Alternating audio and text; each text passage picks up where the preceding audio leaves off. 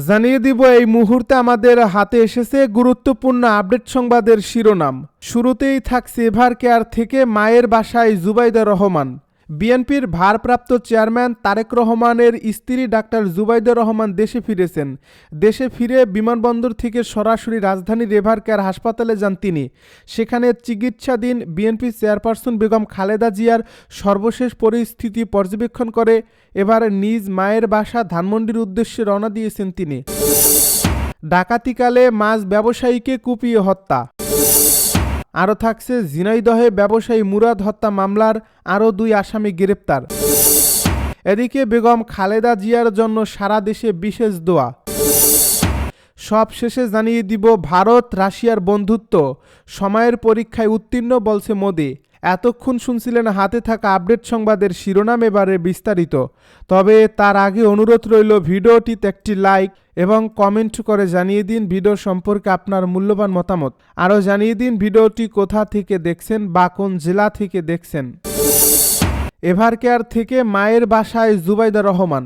বিএনপির ভারপ্রাপ্ত চেয়ারম্যান তারেক রহমানের স্ত্রী ডাক্তার জুবাইদা রহমান দেশে ফিরেছেন।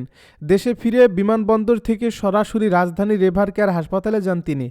সেখানে চিকিৎসাধীন বিএনপি চেয়ারপারসন বেগম খালেদা জিয়ার সবশেষ পরিস্থিতি পর্যবেক্ষণ করে এবার নিজ মায়ের বাসা ধানমন্ডির উদ্দেশ্যে রওনা দিয়েছেন doctor Zubaida.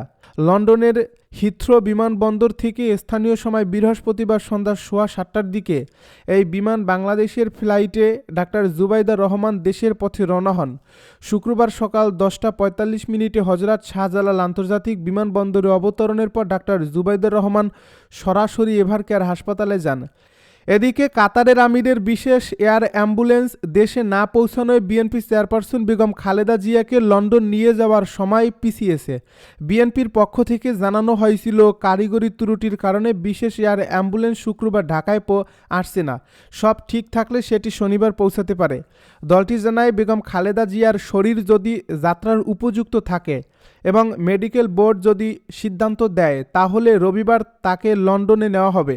BNP chairperson Begum Khaleda জিয়ার রোগমুক্তি কামনায় শুক্রবার জুমার নামাজের পর সারা দেশে বিশেষ দোয়া অনুষ্ঠিত হয়েছে। ডাকাতিকালে মাছ ব্যবসায়ীকে কুপিয়ে হত্যা। ফরিদপুরে উৎপল সরকার নামের এক মাছ ব্যবসায়ীকে কুপিয়ে হত্যা করেছে অজ্ঞাতনামা একদল ডাকাত। আজ শুক্রবার ভোর 3:45টার দিকে সালথা উপজেলার আটঘর ইউনিয়নের গৌরদিয়া গ্রামের কালীতলা ব্রিজ সংলগ্ন এলাকায় এই ঘটনা ঘটে।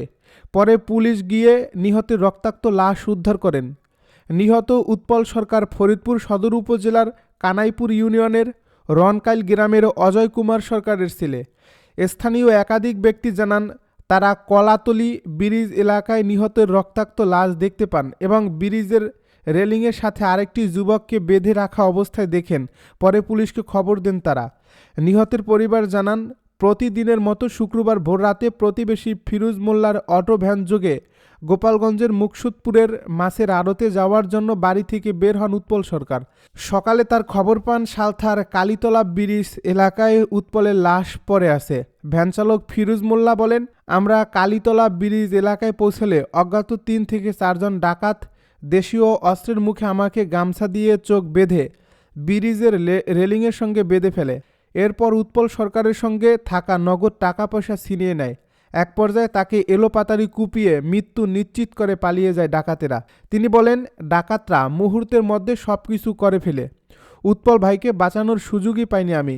সালথা থানার ওসি মোহাম্মদ ফারুক হাসান রাসেল বলেন, খবর পেয়ে নিহত উৎপল সরকারের লাশ উদ্ধার করে ময়নাতদন্তের জন্য ফরিদপুর মেডিকেল কলেজ হাসপাতালে পাঠানো হয়েছে। ঝিনাইদহে ব্যবসায়ী মুরাদ হত্যার মামলায় আরও 2 আসামি গ্রেপ্তার। ঝিনাইদহ শহরতলির পবহাটি এলাকায় ব্যবসায়ী মুরাদ হত্যা মামলার আরও 2 আসামিকে গ্রেপ্তার করছে র্যাব। গতকাল বৃহস্পতিবার রাতে ঢাকার সাভারের কুমারবাড়ি এলাকা থেকে তাদেরকে গ্রেপ্তার করা হয়। গ্রেপ্তারকৃতরা হলেন ঝিনাইদহ শহরের কলাবাগান এলাকার খলিলুর রহমানের ছেলে সুলতান আহমেদ সোনা ও ভুটিয়ারগাতি এলাকার আক্তার হোসেনের ছেলে লাল। বিষয়টি কালের কণ্ঠকে নিশ্চিত করে ঝিনাইদহ র্যাব ক্যাম্পের কোম্পানি কমান্ডার মেহেদি ইমরান সিদ্দিকী বলেন, মুরাদ হত্যা মামলার 2 আসামি সাভারে অবস্থান করছে এমন সংবাদের ভিত্তিতে অভিযান চালিয়ে তাদের গ্রেপ্তার করা হয়। শুক্রবার দুপুরে আসামিদের সদর থানায় হস্তান্তর করা হয়েছে। গত 29 নভেম্বর দুপুরে ঝিনাইদহ শহরতলির পবহাটি এলাকায় ব্যবসায়ী মুরাদ হোসেনকে কুপিয়ে হত্যা করা হয়। এ ঘটনায় নিহতের স্ত্রী সাথী বেগম বাদী হয়ে সদর থানায় মামলা করলে আসামি গ্রেপ্তারে অভিযান শুরু করে ঝিনাইদহ র্যাব ক্যাম্প। এখন পর্যন্ত 4 জন আসামিকে গ্রেপ্তার করা হয়েছে। বাকি আসামিদের গ্রেপ্তারে অভিযান পরিচালনা করছে র্যাব। বেগম খালেদা জিয়ার জন্য সারা দেশে বিশেষ দোয়া। রাজধানীর এভার কেয়ার হাসপাতালের সিসিইউতে চিকিৎসাধীন বিএনপি চেয়ারপারসন বেগম খালেদা জিয়া রোগমুক্তি কামনায় সারা দেশে বিশেষ দোয়া অনুষ্ঠিত হয়েছে। শুক্রবার রাজধানীসহ সারা দেশে জুমার নামাজের পর মসজিদগুলোতে দলের পক্ষ থেকে এই দোয়ায় আয়োজন করা হয়। দোয়া অনুষ্ঠানে দলটির নেতাকর্মী সহ স্থানীয় জনগণ অংশগ্রহণ করেন। একই সঙ্গে বেগম খালেদা জিয়ার সুস্থতা কামনায় মন্দির, গির্জা ও প্যাগোডা সহ অন্যান্য ধর্মীয় উপাসনালয়ে প্রার্থনা করার জন্য অনুরোধ করা হয়। বৃহস্পতিবার বিএনপির পক্ষ থেকে এই কর্মসূচি ঘোষণা করা হয়। নয়াপল্টনের মসজিদে আয়োজিত দোয়া মাহফিলের অংশ নেন দলের মহাসচিব মির্জা ফখরুল ইসলাম আলমগীর সহ সিনিয়র নেতারা।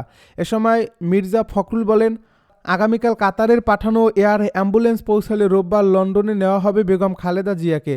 তবে উনি ফ্লাই করতে পারবেন কিনা সেটা চিকিৎসকেরা সিদ্ধান্ত নেবে।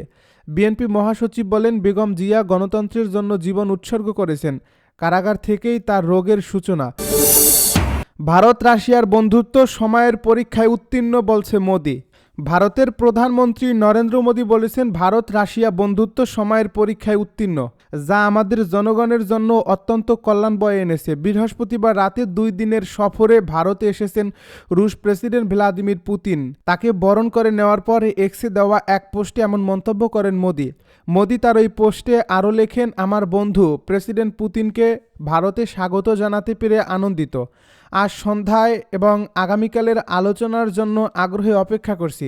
বিমানবন্দরে স্বাগতম জানানোর পর পুতিনকে রুশ ভাষায় গীতা উপহার দেন নরেন্দ্র মোদি। সামাজিক যোগাযোগ মাধ্যম এক্সে দেওয়া এক পোস্টে মোদি লেখেন, প্রেসিডেন্ট পুতিনকে রুশ ভাষার গীতার একটি কপি উপহার দিলাম।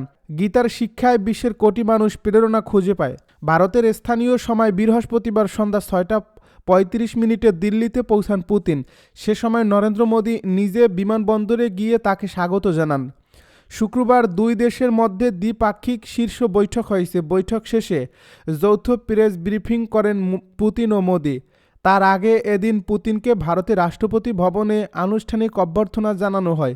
সকালে রাজঘাটে গিয়ে মহাত্মা গান্ধীর প্রতিকৃতিতে শ্রদ্ধা জানান রুশ প্রেসিডেন্ট। সরকারি সূত্রে জানা গেছে, পুতিনের সফরে বড় একটি ব্যবসায়ী প্রতিনিধি দল এসেছে। ভারত আশা প্রকাশ করছে, রাশিয়ার সঙ্গে দীর্ঘদিনের কৌশলগত অংশীদারিত্বের ভিত্তিতে বাণিজ্য ঘাটতি কমানোর সুযোগ তৈরি হবে। উভয় পক্ষ জানিয়েছে, শীর্ষ বৈঠকে প্রতিরক্ষা, জ্বালানি ও বাণিজ্য এই 3টি বিষয়কে কেন্দ্র করেই মূল আলোচনা হবে। পণ্য পরিবহন, স্বাস্থ্যসেবা, সার ও যোগাযোগ খাতে একাধিক চুক্তি ও সমঝোতা স্মারক সই হতে পারে।